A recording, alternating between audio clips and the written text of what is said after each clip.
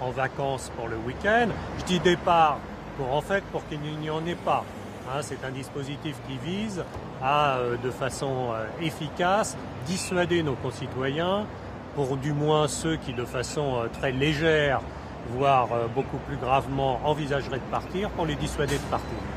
Il n'est pas question que le confinement soit interrompu. Nos camarades soignants se battent de façon extraordinaire. Nous les accompagnons pour empêcher justement que l'épidémie se développe. Vous connaissez la saturation des hôpitaux de Paris. Ils sont au bord de la rupture.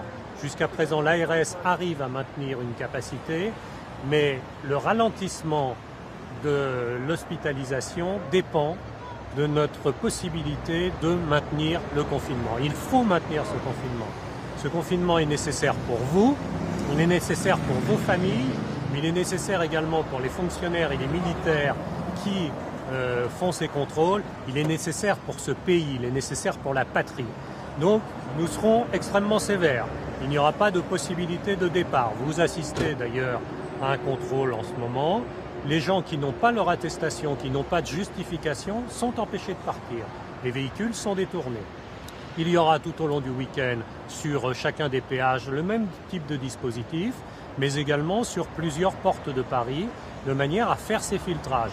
Il y aura non seulement les verbalisations qui sont prévues, mais j'insiste vraiment là-dessus, et ça vaut également pour les gares. Il y aura une impossibilité de monter dans les trains ou de continuer son trajet en voiture s'il n'y a pas des justifications. Voilà, je veux être très ferme en la matière car il s'agit d'un sujet depuis plusieurs semaines d'intérêt général. J'ai pris toute une série de mesures tout au long depuis le début de cette crise. Ces mesures visent à empêcher les promenades sur des lieux emblématiques dans Paris, les quais, les jardins, mais également les bois, tout au long des lacs des bois. Et nous continuons ce travail de confinement, ce travail de pression pour faire en sorte qu'il soit efficace et surtout qu'il y ait des résultats dans les hôpitaux. C'est très simple. Tant que nous constatons le même nombre d'hospitalisations, cela veut dire que le travail de confinement, l'énergie à mettre, doit être maintenu. C'est ce que font les forces de police aujourd'hui et c'est ce que vous allez pouvoir constater de visu dans ce travail absolument essentiel. 8277 fonctionnaires et militaires seront mobilisés tout au long du week-end pour assurer cette présence et pour assurer ces contrôles. Donc vous voyez bien, nous ne baissons pas la garde, nous continuons à être vigilants, nous continuons à être efficaces. Et pour ceux qui échapperaient à nos contrôles sur Paris et l'Île-de-France, ils rencontreront tout au long de leur trajet d'autres forces de police, d'autres forces de gendarmerie en cours de trajet et sur leur lieu d'arrivée. Puisque, comme l'a dit M. Castaner, le ministre de l'Intérieur, ce sont des contrôles qui se dérouleront tout au long des hypothétiques trajets. Donc je le dis très simplement à ceux qui envisageraient, qui persisteraient dans leurs intentions stupides, nous serons là au départ, nous serons là pendant le trajet et nous serons là à leur arrivée. Donc évitez des ennuis, évitez des verbalisations répétitives qui vous concerneront vous dans vos voitures, mais également l'ensemble de vos passagers. Ne rendez pas tout à fait exorbitant en termes de coûts de verbalisation des hypothèses de trajet qui, par définition, sont stupides et ne répondent pas à l'intérêt général.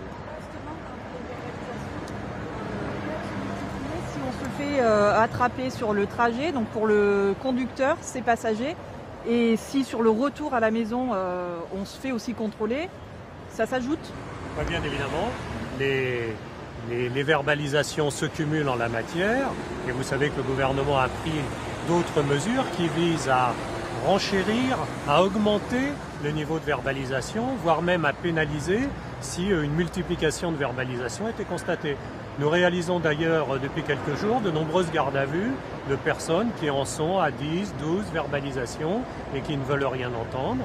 Et donc les dispositifs juridiques maintenant permettent d'aller plus loin, à la fois en augmentant le niveau de verbalisation, mais en procédant désormais à des gardes à vue si besoin est. Donc pour ceux qui ne comprennent pas ou qui ne veulent pas comprendre ou qui font semblant de ne pas comprendre, nous avons les réponses adéquates, elles nous ont été données dans le cadre de l'état d'urgence sanitaire. Mais le plus simple est quand même de faire appel au bon sens et de faire appel à la responsabilité. Et pas besoin d'être sanctionné pour comprendre que ceux qui sont aujourd'hui hospitalisés, ceux qu'on trouve dans les réanimations, désormais aujourd'hui, ce sont ceux qui, au début du confinement, ne l'ont pas respecté. C'est très simple, il y a une corrélation très simple. Vous ne respectez pas le confinement, vous êtes verbalisé et vous vous mettez en danger car on risque de vous retrouver en réanimation, on risque de retrouver vos proches en réanimation. Donc ça n'est pas un jeu vidéo tout ça, c'est une réalité. Il y a des morts. Je suis malheureusement obligé d'ouvrir sur Rungis une morgue pour stocker les nombreux cercueils qui nous arrivent car il y a de nombreux décès. Ça n'est pas un jeu. Nous allons pouvoir stocker 1000 cercueils. Ça n'est donc pas tout ça une théorie, c'est malheureusement une pratique. Ce sont des drames, ce sont des familles endeuillées, ce sont des catastrophes pour un certain nombre de nos concitoyens. Donc je vous en prie, ne jouez pas avec la vie de nos concitoyens. Et ceux qui vraiment persisteraient à le faire, je serai là, nous serons là, nous, la police, la préfecture de police, pour vraiment sanctionner ceux qui auront des comportements irresponsables et je peux dire des comportements qui font honte à l'ensemble du collectif que nous formons dans la lutte contre la maladie.